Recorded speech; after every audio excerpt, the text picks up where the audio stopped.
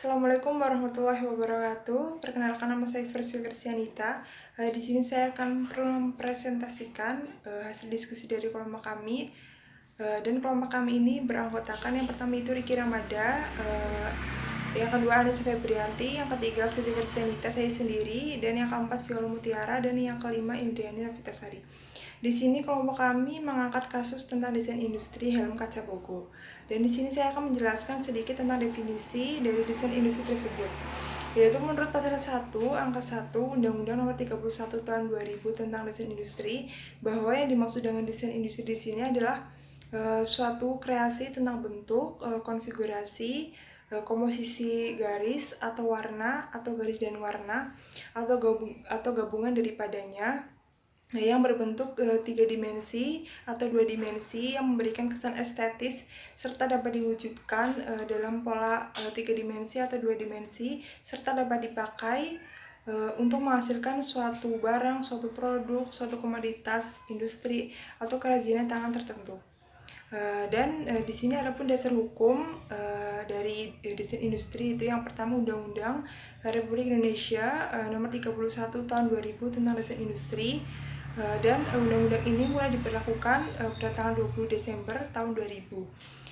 Dan yang kedua adanya Peraturan Pemerintah Republik Indonesia Nomor 1 Tahun 2005 tentang pemberlakuan Undang-Undang Nomor 31 Tahun 2000 tentang desain industri. Terima kasih. Dan presentasi selanjutnya akan dipresentasikan oleh Anissa Febrianti. Ya, saya akan melanjutkan presentasi dari Priska. Kasus desain industri kaca helm Bogo. Para pihak yang bersengketa adalah Tony dan Gunawan. Sengketa ini bermula saat Gunawan mengajukan gugatan kepada Tony di Pengadilan Niaga pada Pengadilan Negeri Jakarta Pusat. Tony berkepentingan untuk mengajukan gugatan pembatalan desain industri atas nama Gunawan karena Gunawan sebelumnya telah dilaporkan Tony kepada pihak penyidik Kepolisian Republik Indonesia di Polres Kota Bogor.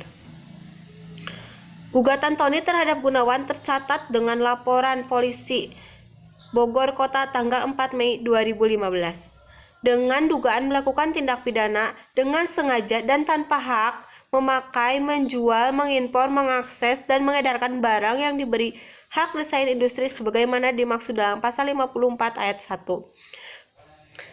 Pasal 9 Undang-Undang Nomor 31 Tahun 2000 tentang Desain Industri. Kasus desain industri kaca helm Bogo.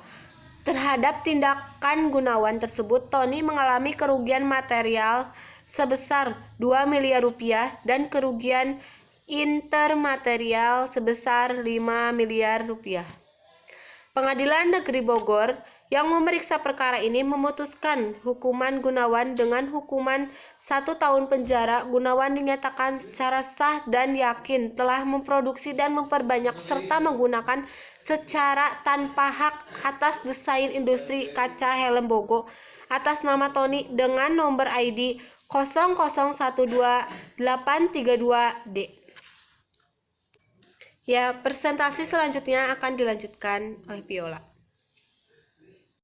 Yang pertama, pada pengadilan tingkat pertama, itu Gunawan mengajukan pembatalan mengenai hak desain industri milik Tony ke Pengadilan Niaga Jakarta Pusat. Menurutnya itu, desain industri yang didaftarkan atas nama Tony tersebut itu tidak baru karena telah dipakai terlebih dahulu oleh pembuatnya yang berasal dari Malaysia. Gugatan tersebut pun atas pembatalan hak desain industri milik Tony ditolak oleh majelis hakim sehingga menyebabkan Gunawan mengajukan kasasi ke Mahkamah Agung.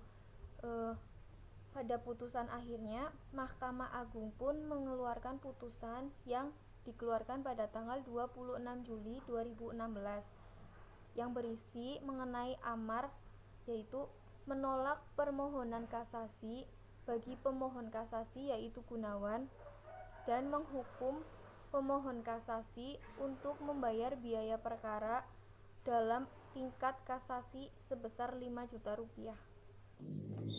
Selanjutnya, kasus desain industri kaca helm Bogo. Yang pertama, dalam kasus ini, Mahkamah Agung menguatkan putusan Pengadilan Niaga pada Pengadilan Negeri Jakarta Pusat nomor 73/PDT.SUS/Desain Industri/2015/PN Niaga.Jakarta.Pusat tanggal 24 Februari 2016.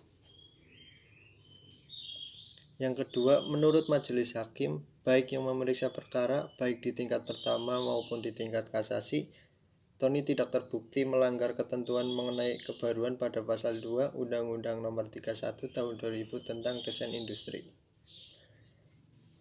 Tony sebagai pemegang hak yang diketahui merupakan distributor resmi dari buku optikal SDN di Malaysia dan dikuatkan oleh surat buku optikal SDN yang ditunjukkan kepada Tuan Tony tanggal 1 Juni 2009. Yang ketiga, putusan Mahkamah Agung nomor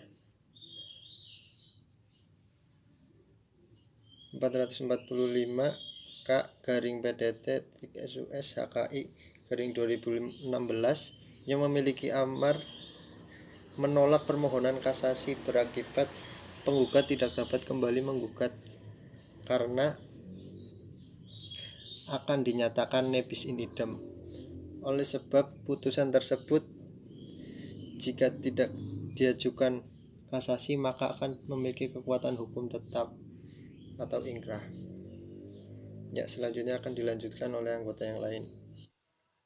Dapat disimpulkan dari kasus desain industri kaca helm Bogo bahwa Tony merupakan pemegang hak desain industri atas produk desain industri dengan nomor registrasi ID 0012832 dalam jangka waktu 3 Agustus 2007 sampai 3 Agustus 2017. Sedangkan Gunawan merupakan pelaku pelanggaran hak desain industri yang telah memproduksi dan memperbanyak serta menggunakan secara tanpa hak atas desain industri kaca helm atas nama tanpa seizin Tony selaku pemegang hak desain industri. Karya-karya yang mendapat perlindungan desain industri yakni 1. Desain bentuk furnitur meja, telepon seluler, kursi, botol galon, desain pakaian, desain barang kerajinan tangan, seperangkat cangkir dan teko, dan kelengkapannya. Hak desain industri diberikan untuk desain industri yang baru, dan perlindungan terhadap hak desain industri diberikan dalam jangka waktu 10 tahun sejak terhitung tanggal penerimaannya. Terima kasih.